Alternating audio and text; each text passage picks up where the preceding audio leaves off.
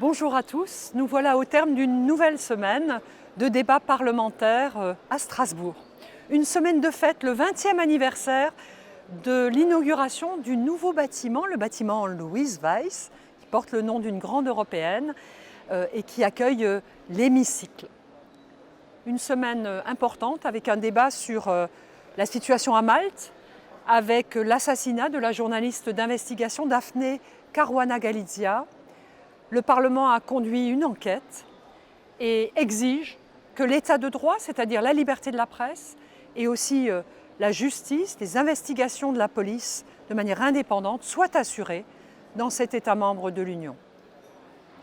Un autre moment très solennel, l'attribution du prix Sakharov à Ilham Tohti. Il est universitaire, il est chinois, il fait partie de la minorité ouïghour qui est pourchassée par le pouvoir.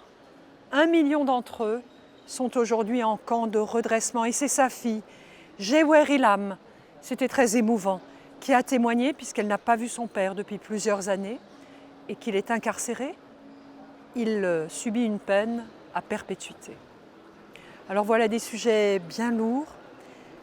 L'année a peut-être été difficile pour vous, pour beaucoup de Français, pour un certain nombre d'Européens aussi, et je voudrais former le vœu que ces fêtes de fin d'année apportent un peu de douceur, de la fraternité, de la chaleur familiale aussi. Pour chacun d'entre vous, des bons moments simples qui nous requinquent, qui sont importants. Et puis, comme on dit en alsacien, une bonne glissade vers 2020. Kueti Rotsch.